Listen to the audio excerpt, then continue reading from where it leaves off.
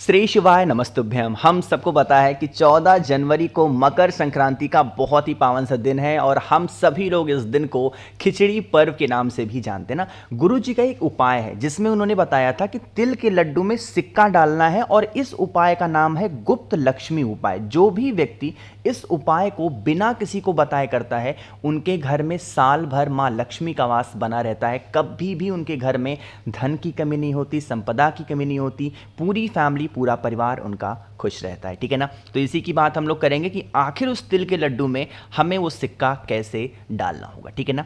देखो, सबसे पहले यहाँ पे स्क्रीन पे आप सभी को तिल के लड्डू दिख रहे हैं। ये कौन से तिल का लड्डू है? ये है सफ़ेद तिल का लड्डू।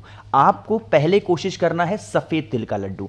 अगर आसानी से बना ले रहे हो, बहुत ज़्यादा नहीं बनाना, सिर्फ एक लड्डू बनानी। ठीक है ना।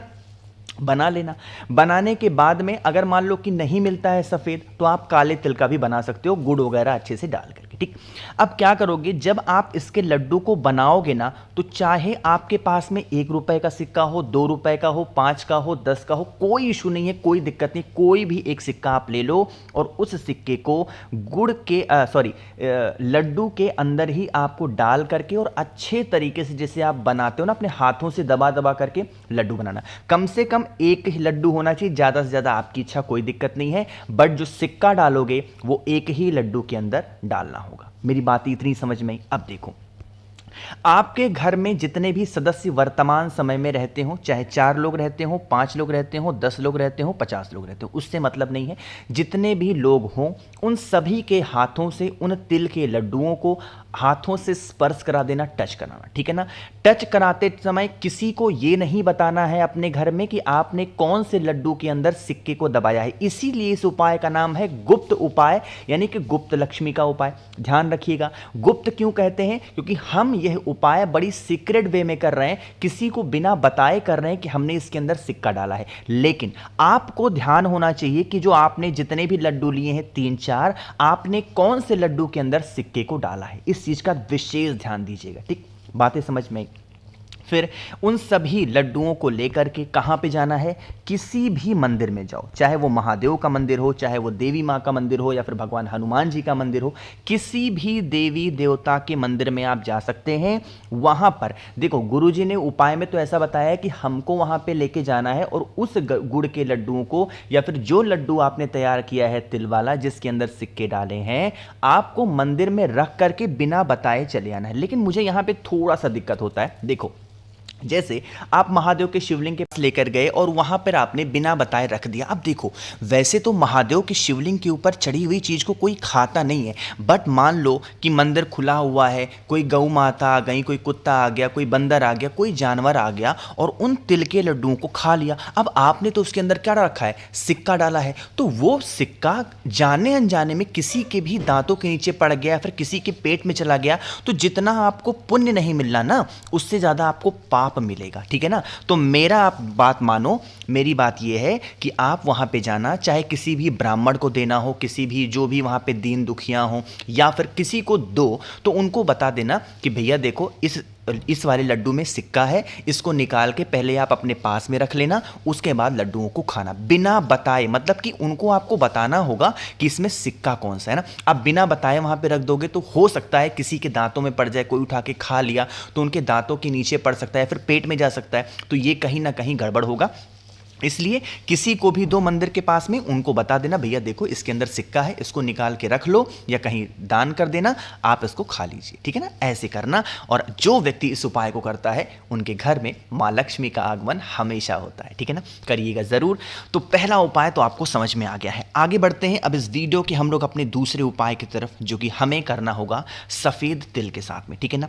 देखो, सबसे पहले समझ लेते हैं कि सफ़ेद तिल के जो उपाय आप करोगे इससे बेनिफिट क्या होंगे। इसका फ़ायदा होता है कर्ज मुक्ति का। जहाँ भी आपको सफ़ेद तिल दिखाई दे, आपके माइंड में एक ही चीज़ आनी चाहिए कि यह उपाय स्पेशली किसके लिए होगा? यह उपाय होगा कर्ज मुक्ति के लिए, यानी कि धन प्राप्ति के लिए। ठीक, देखो, इसके लिए हमें ज़्यादा नहीं, मात्र 31 दाने, 31 दाने हमें लेने हैं सफ़ेद तिल के। ठीक है ना।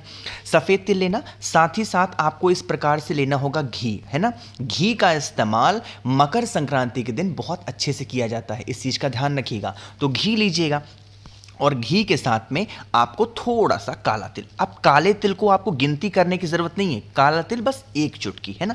इन सभी चीज़ों को उठाओ और पहुंचो महादेव के शिवलिंग के पास में। कर्ज मुक्ति के लिए हमें किसका स्मरण करना है? माँ लक्ष्मी का। ठीक, तो सबसे पहला काम करेंगे, जो आपके पास में घी है ना, उस घी का लेपन महादेव के शिवलिंग के ऊपर करो, खूब अच्छे से कर देना। ठीक, लेपन कर दिया घी का। घी का लेपन करने के बाद में जो आपके पास में काला तिल है, ब्लैक वाला तिल है ना, उस काले तिल को आप माता अशोक सुंदरी के स्थान पे चढ़ाना। ठीक है ना, चढ़ा दिया।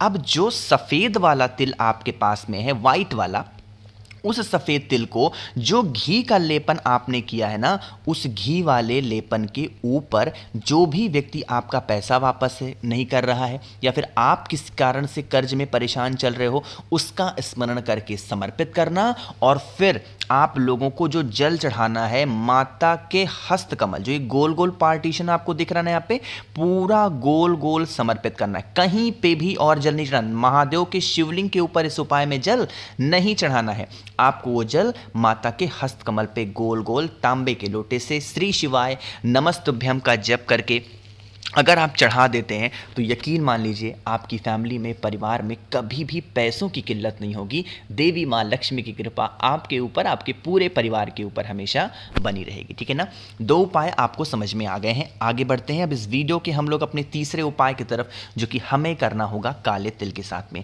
लेकिन इस उपाय के बेनिफिट क्या है, क्या फ़ायदे हैं, कैसे करना है, सब कुछ बात करेंगे। लेकिन जल्दी से कर दीजिए वीडियो को लाइक। जिसने अभी तक चैनल को सब्सक्राइब नहीं किया, मेरी आवाज़ आप पहली बार सुन रहे हैं, चैनल को ज़रूर सब्सक्राइब करेंगे। ठीक है ना, देखो यहां पे आप सभी को काला तिल दिख रहा है। पहले हम लोग बात कर लेते हैं कि इस काले तिल के आप उपाय करते हो तो इसके बेनिफिट क्या है ना। मंगलवार का दिन है, काले तिल का उपाय बहुत शुभ माना जाता है, ये तो आपने सुना ही होगा।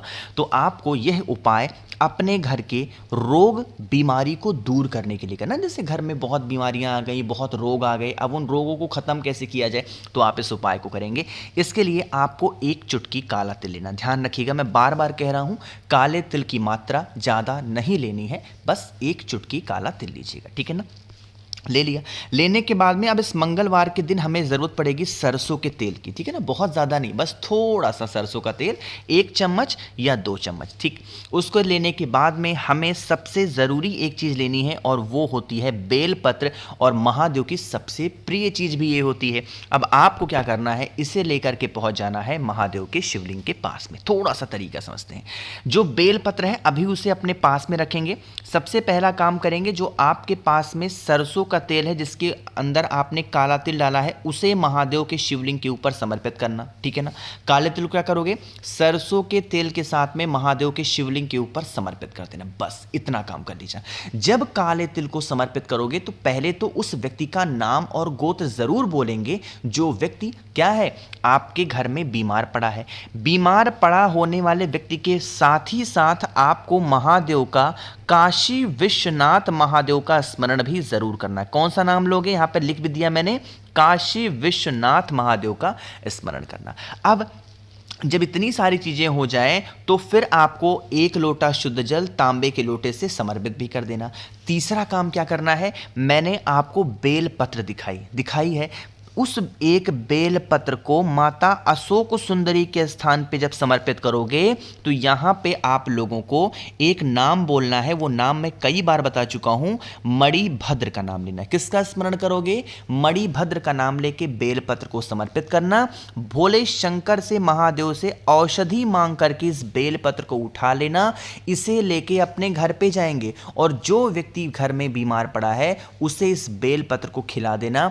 आपके घर की जो रोग होंगी, बीमारियां होंगी, जो भी व्यक्ति बहुत दिनों से बीमार पड़ा है उसकी बीमारी खत्म जरूर हो जाएगी। ठीक है ना, समझ रहे हो ना मेरी बातों को।